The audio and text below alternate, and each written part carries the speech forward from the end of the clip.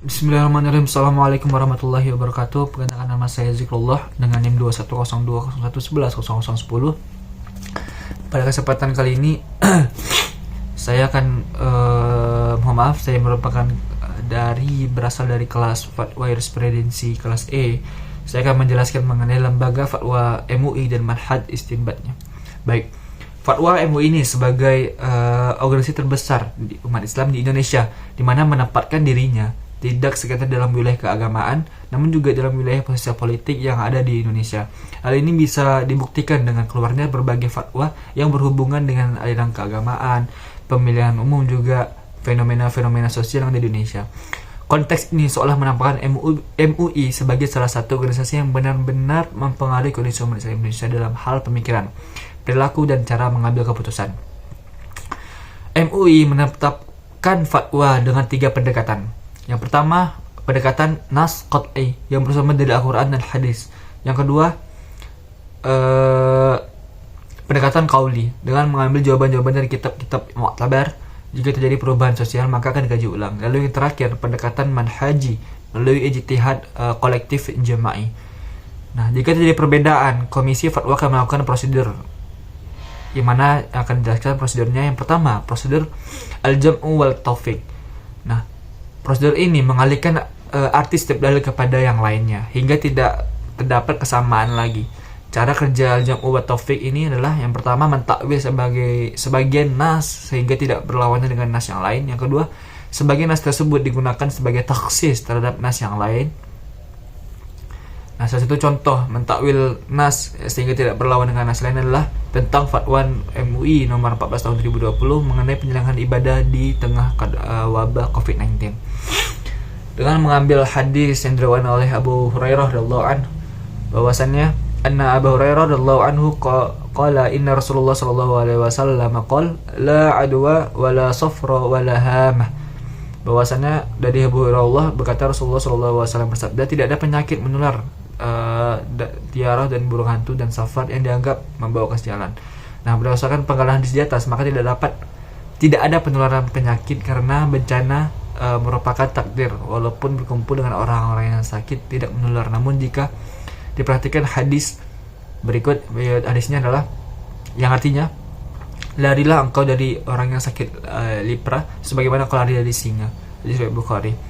Nah, interpretasi hadis ini terjadi penularan penyakit, maka dilakukan al-jam'u wa taufiq, yang mana tidak akan bias menular penyakit dengan sendirinya. Secara hakikat, yang menular adalah penyakit tersebut dengan sebab mencampurnya orang yang sakit dengan orang yang sehat melalui media penularan yang berbeda. Maka larilah engkau sebagaimana singa. Tadi dijelaskan hadisnya hadis Bukhari yang kedua. Lalu prosedur yang kedua adalah dengan cara ilhaq. MUI akan menggunakan ilhaq, yaitu menyamakan suatu permasalahan terjadi dengan kasus yang ada persamaannya dengan kitab mu'tabar. Jika tidak ditemukan dari dalam kitab mu'tabarah, maka akan melaksanakan prosedur ilhaq. Yang kedua, ijtihad jam'i atau ijtihad kolektif, di mana ijtihad jam'i ini dilakukan oleh MUI menggunakan beberapa metode yang ada. Beberapa metode itu ada 3 metode. Yang pertama, metode bayani dengan pendekatan kaidah kebahasan meliputi dilalah al-lafdiyah, mafhum mukhalafah, dilalah qat'iyah, dilalah nas yang kurang jelas, lafz al-mushtarak, lafz am wa lafz khas, penggunaan gaya bahasa Arab dan cara pengambilan lafaz dengan artinya. Lalu yang kedua, metode ta'lili, yaitu metode penalaran, yaitu meliputi qiyasi, istihsani, dan ilhaqi. Nah, qiyasi merupakan cara menggunakan ketentuan hukum suatu persoalan yang sudah ada ketentuan hukumnya terhadap permasalahan baru yang tidak ada ketentuan hukumnya, karena keduanya mempunyai persamaan ilat. Kedua, istihsani dengan mengambil qiyas khafi dan meninggalkan qiyas jalli, atau mengambil hukum istisna, pengecualian, dan meninggalkan hukum kulli karena ada dalil dalam pandangan akal yang dibenarkan. Lalu yang ketiga, ilhaqi, merupakan cara untuk mengeluarkan hukum dari pendapat para ulama karena telah ditetapkan hukum pada sebagian permasalahan juz'i atau khusus. Lalu yang cara ketiga adalah metode istihlali, di mana menggunakan metode untuk mencari dan menemukan asas manfaat dan kemudaratan. Asas manfaat tersebut merupakan kemaslahatan yang tidak didukung oleh syar'i, masalah mursalah. Metode ini diperkenalkan oleh Imam Al-Juwani dalam kitab Al-Burhan dan Imam Al-Ghazali dalam kitab Al-Mustashfa. Dalam pandangan Abu Zahra ada tiga syarat diterima dan tidak diterimanya metode ini. Yang pertama ada kesesuaian antara sumber pokok dan dengan tujuan syariat, maksud syariah, rasional dan dapat menghilangkan kesulitan. Lalu metode prosedur yang keempat adalah saddu zara'i', di mana cara ini adalah meniadakan atau menutup jalan menuju kepada perantara wasilah perbuatan yang terlarang. Contohnya fatwa MUI tentang perdukunan dan peramalan adalah haram dengan alasan perbuatan itu membawa umat kepada hal yang syirik, dosa besar. Dalil saddu zari'ah adalah yang mana artinya segala jalan yang menuju kepada sesuatu yang haram, maka jalan wasilahnya itu juga haram. Lalu yang proses terakhir adalah fatwa MUI selalu memperhatikan kemaslahatan umum.